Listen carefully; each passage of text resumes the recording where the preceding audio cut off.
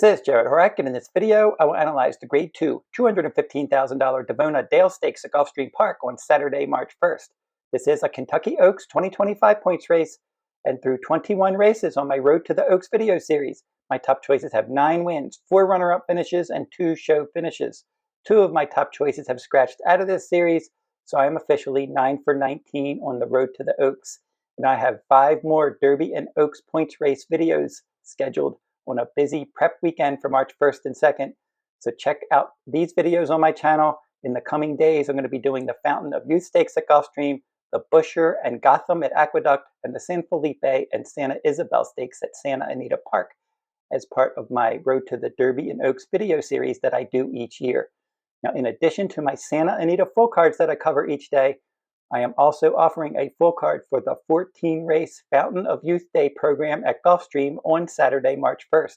And you can purchase my full cards individually, or you can buy them together, Santa Anita and Gulfstream package, as part of my Saturday special for $16 on March 1st. You can go to therunawayhorse.com on my sales page for more details if you're interested in my full card analysis. I've been doing these full cards online since the 1990s. I've had a lot of success and trustworthiness over the years. So if you're interested in those full cards, go over to my website, therunawayhorse.com. You can find those full cards on my sales page. Now, the early weather forecast for March 1st at Gulfstream calls for mostly sunny skies with a high temperature of 74. And now we are going to meet the field for the 2025 Davona Dale. And then I will give out my contenders from last to first. And this race will be run Saturday, March 1st. It will be the 8th race at Gulfstream. Grade 2 Davona Dale, 3-year-old fillies, 1 mile around 1 turn on the main track. Scheduled post time 3:04 p.m. Eastern Time. And now we're going to pull up the field. And beginning from the inside post, we have the Queen's MG. Safi Joseph Jr., Irad Ortiz Jr. She's a 2-time stakes winner.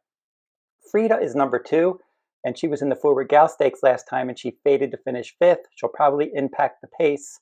Jose D'Angelo is the trainer here, and she's not the only horse with speed in this event. Number 3, my Denysse. This one's been rallying from off the pace recently. She is a Florida-bred stakes winner for trainer Ruben Sierra, and Jesus Rios is the rider. Number 4, La Cara, a 2-time Kentucky Oaks points race winner, winning the Pocahontas and the Suncoast Stakes, and she's versatile for trainer Mark Casse. Dylan Davis is aboard. Number 5, Madeline's Promise for trainer Dale Romans. Corey Lannery is aboard. She dropped into a maiden claiming race last time and she wired the field. Number 6, Ballerina d'Oro for trainer Chad Brown. She rallied to finish a clear second in the Grade 2 Demoiselle Stakes in her last start in December. Tyler Gaffalione is aboard. Number 7, Quinn's Promise for trainer Dale Romans. Junior Alvarado is aboard, and she was 3rd in a route race at Gulfstream Park last time out. And now we're going to go last to first in the Davona Dale. And the horse that I picked to finish 7th and last is number 5, Madeline's Promise. Now, she ran in the maiden special weight ranks and finishing nowhere in her first 3 starts. And she showed early speed, and then she faded badly in November and January. And then they decided to drop her from maiden special weight into a maiden claiming 50 race. And they also turned her back to 6.5 furlongs. And in that race, she set the pace. And she graduated by 3.5 lengths. And that race was on January 30th. So I think she will impact the pace in here. But I think other horses do have speed, and others are more enticing as well.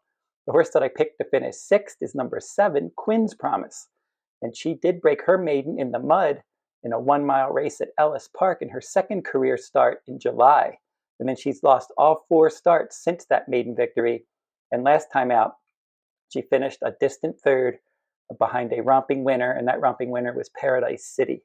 So she does lose Lasix in here, and she does seem up against it. The horse that I picked to finish 5th is number 2, Frida, and Frida graduated by 5 3/4 lengths against Florida-bred maiden special weight company at 6.5 furlongs at Gulfstream. That race was on January 3rd, and she did have Lasix that day. And then last time in the Grade 3 Forward Gal Stakes, she pressed the pace from post 10, and she faded in the stretch, and she finished 5th in that 11-horse field. That was at 7 furlongs. This race is a 1-turn mile, and she should impact the pace in here. This is her 3rd start after a layoff, but I'm not expecting her to be around at the end. The horse that I picked to finish 4th is number 3, my Denysse. Now, this filly lost her first 4 maiden special weight starts, and she ended up hitting the board in 3 of those races.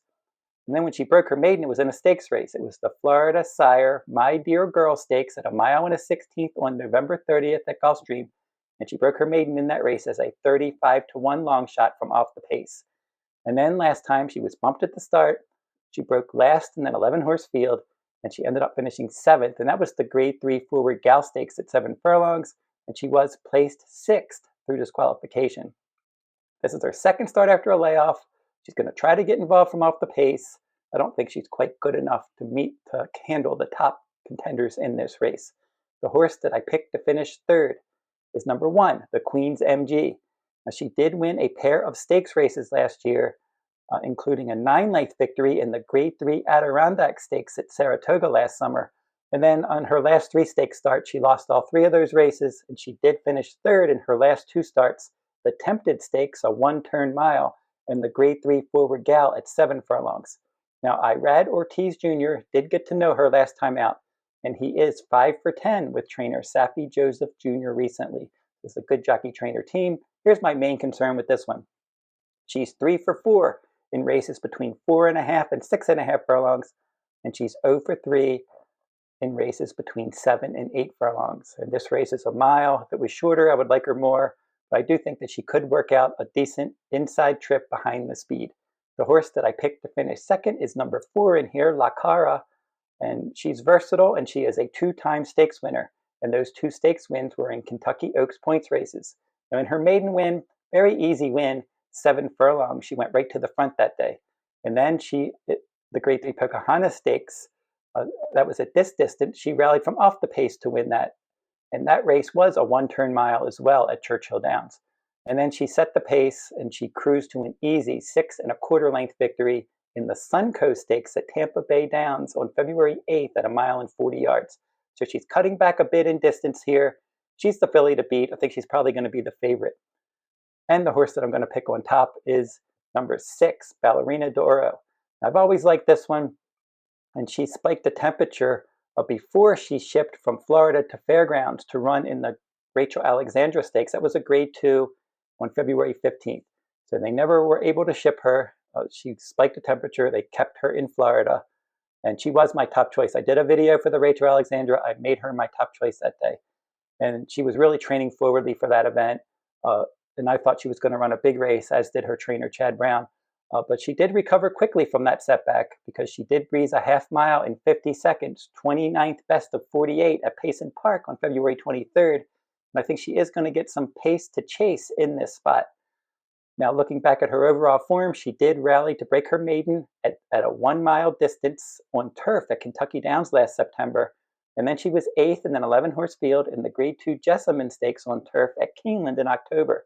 And they moved her over to the main track, and that was a big effort in the Grade 2 Demoiselle.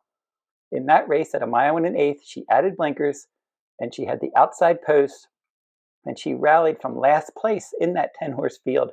And she finished a length behind Muhimma, and that was that Grade 2 Demoiselle at a mile and an 1/8 on December 7th at Aqueduct. And she did finish 6 3/4 lengths in front of the show finisher, Liam in the Dust. So that was a big effort there. There wasn't a lot of pace. Muhimma was just out there controlling the pace on the front end, and she had to make up a lot of ground from off the pace, and she did, and she was well clear of the rest. Quality effort, and certainly she can run all day, so I'm not sure that this 1-turn mile is right in her wheelhouse, because I think she's just getting warmed up in this 1-turn mile. But I do expect her to have a strong stretch run in this race, and I'm really expecting her to move forward next time out. But I think this race does set up for a good effort. She was really training well prior to getting sick, and now hopefully she's back on track now. And she is one of my top 5 Kentucky Oaks fillies when I do my Oaks list each week, where I go back and I recap the points races, update the point standings, and give out my fabulous 5 Oaks fillies. She's been on my list all along. I'm looking for her to have a big year for Chad Brown as the year goes on. I think a mile and an 1/8 and more is really what she wants to do, but I'm hoping that she can rally and really start her 3-year-old campaign on the right foot and possibly beat Cara. I think it's definitely between those two. Cara will probably get the jump on her, and Ballerina d'Oro should be finishing in the stretch. So those are the 2 fillies to beat. My top choice is Ballerina d'Oro over Cara, with the Queen's MG 3rd and my Denysse 4th. So that will wrap up my look at the Davona Dale. And if you want a free pick each day, You can go over to my personal website, therunawayhorse.com, and click on the Better Bets blog tab at the top of my homepage. You can get a free pick from around the country each day. And don't forget to like, comment, and share these videos if you like them. Subscribe to my channel as well. It's free to subscribe. And until I see you next time, good luck at the races.